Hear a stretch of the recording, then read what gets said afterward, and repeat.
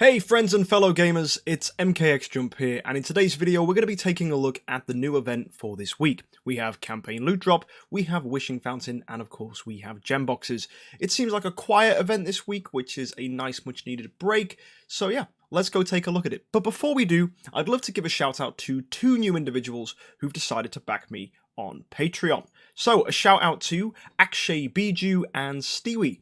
Thank you so much for your support, and if you want to be like them and help support the content I make here, be sure to click the Patreon link in the top corner of the screen or in the description below to get all the details. Anyway, let's go check out this week's event.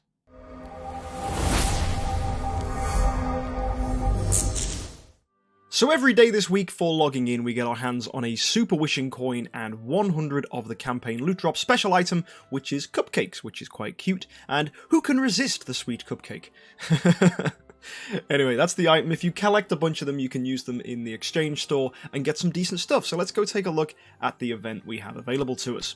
So, first things first, Almost Workshop carries on over, which means if you want to mush some artifacts together and get some super duper ones you can use in Aspen Dungeon, this is a great way to do that. We also have Glorious Boost. If you fancy dropping 400 relics to buy one of the following artifacts, go ahead. I bought Receptor to get one step closer to a splendid Receptor so that my Sherlock can be extra juicy, and yeah, it's definitely helped me out a lot because it means in PvP I can have a glittery Receptor with another copy of Receptor that I can then stick on my carry to make it go nice and quick, and in things like Aspen Dungeon I can then have a Radiant Receptor. The aim is to get another one and take it to Splendid, so yeah, hopefully I'll finally get there, but 400 relics, it's a bit steep. Do remember that it does cost the same as 5 Russels, or 5 Drakes, or 5 of any other light and dark hero, so also bear that in mind. But generally, as we say, artifacts are forever, heroes are probably only for 18 months at most, so it is something to bear in mind. However, some heroes have proved to go against that rule. We have heroes like Belrain and Ada, which is why we often encourage you to spend your relics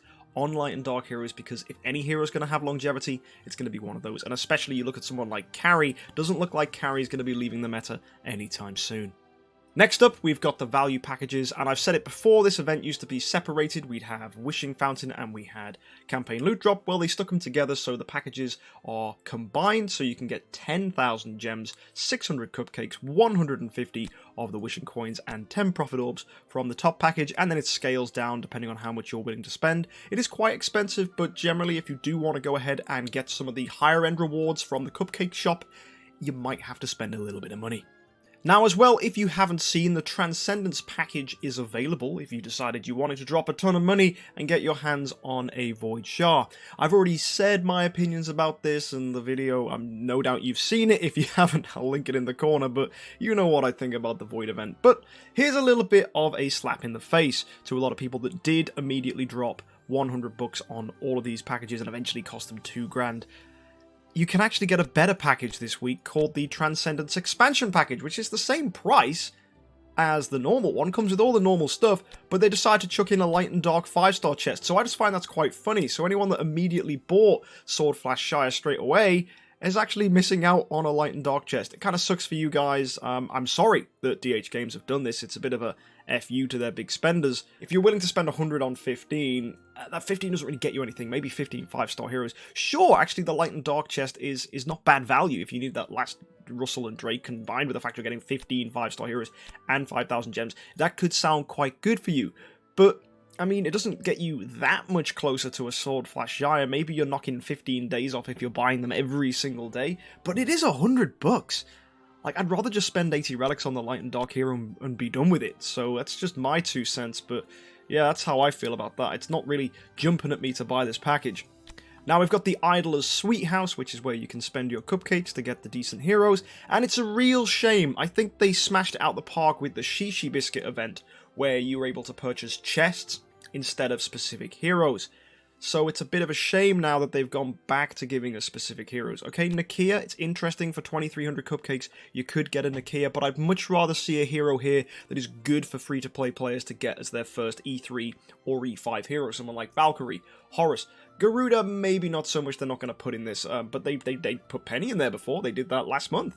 So yeah, just heroes that we can use as a good early hero. I don't think Nakia is one of those heroes that can be a stellar standout first E3 or E5 hero, so I'm not too fussed on this, and I don't think a lot of people are going to pick her up. I think most people are actually going to purchase Prophet Orbs. However, if you do have some Universal Crystals lying around, and maybe you could get really lucky and get a bunch of extra Cupcakes, because generally most people average 2,400, but heck, if you can get to 2,700 just by getting really, really lucky, you could get your hands on a copy of Sherlock. Now, Sherlock is a good hero, arguably one of the best non-light and darks in the game.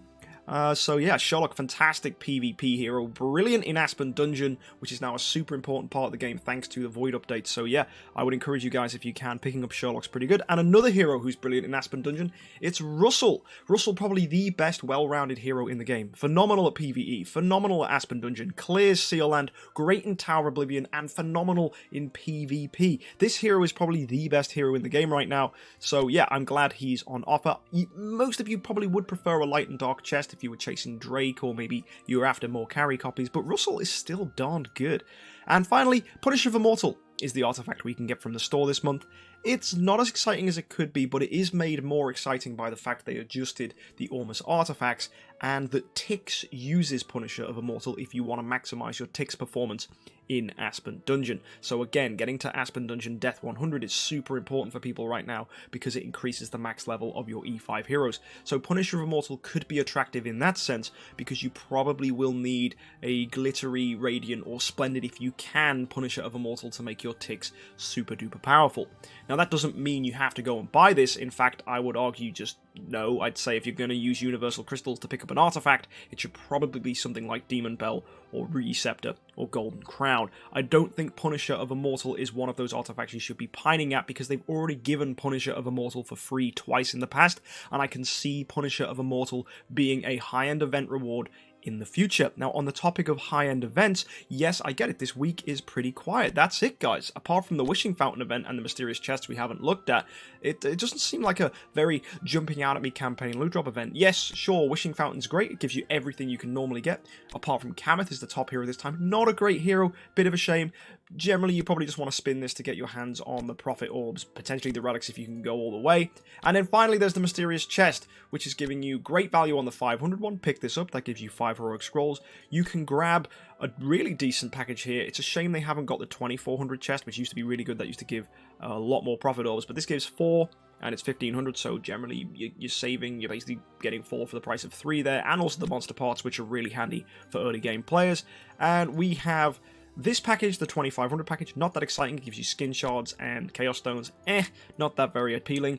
Although we do get this one, which is 4000, that gives you an elite 5-star hero. This could be amazing, or it could be sucky. It could be a Rogan or a Sherlock, or it could be a Gru. So, actually no, it can't be a Gru. Gru got removed from the elite hero pool, but it can be an Emily, and it can be a Bade. So yeah, there's still some bad heroes left in the pool, and it's generally more likely it's going to be someone you don't need than someone you do need. And 3500k dust, though, that's really good. That's fantastic. Dust is amazing for upgrading your stones, so that's great. And this final one, bit of a letdown really. 6,000 gems just to get an exclusive orange artifact fragment. I guess they're good for breaking down Enormous Workshop, and maybe you'll get lucky and get Spear of Destiny, which is useful on Ada from Deaths 1 to Death 50, so that's pretty handy, but generally it's not that appealing unless you are chasing Ormus artifacts. However, the 30k guild coins do make this pretty attractive because guild coins are a very valuable resource that, if used in guild tech, which is what you should use them for, will make your heroes more powerful. But anyway, I was going to tangent off to a big event coming up, which is very soon, about how the Punisher of Immortal might be available for free, because actually, I don't normally look at the event preview on here, but this is big. The MidAutumn Festival is coming our way.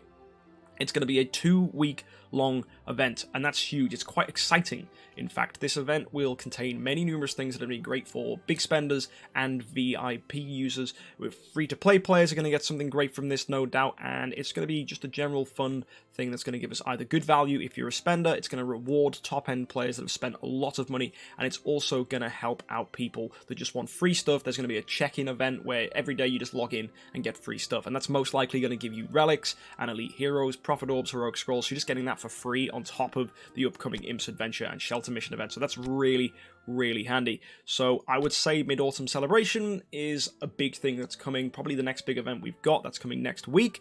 So generally, guys, I know this event is quite quiet, right? Sure, we've got stuff carrying over from last week. The value packages aren't that exciting. This is ridiculously overpriced. I mean, all Transcendence stuff is. I'm going to moan about it. I'm not going to pretend it isn't. Idol's Sweet House is okay, but it's not as good as the Shishi Biscuit one. Punisher of Immortal, not the best artifact you could get. And the Wishing Fountain event, it doesn't give a very good hero, it's just standard Wishing Fountain, really. And these chests aren't exactly fantastic. We'd love an 8k chest that gave a great 5-star hero. That's not what we're getting this week. So generally, my conclusion is this week is chill, it's quiet, it's a week where you just need to be logging in and getting your cupcakes so you can cash them in at the Idler's Sweet House, whether you're after that Nakia, whether you get lucky for a Sherlock, or whether you're just going for Prophet Orbs, maybe Heroic Scrolls as well. You just go, buy that, do that, that's cool. But there's not much to really sink your teeth into. There's no Prophet Orbs, there's no Heroic Scrolls. So generally it's going to be quite chill, and we all can just wait in excitement for the upcoming Mid-Autumn Celebration, which is going to be much more interesting. So if you want to make sure you catch the update for Mid-Autumn Celebration and can see my review of it, be sure to hit the subscribe button for next week's episode of our event reviews. Also, guys, if you enjoyed this content, be sure to hit the like button or drop a comment down below. Let me know what you think about this event. If you want to catch some more of my content, you can find it over here on the side of the screen. And don't forget, you can be like the 2 people at the beginning of the video and back me on Patreon. So thank you for you guys and your support. Thank you to all my patrons. And thank you so much to you people at home for watching this video. Have a great week, and happy idling.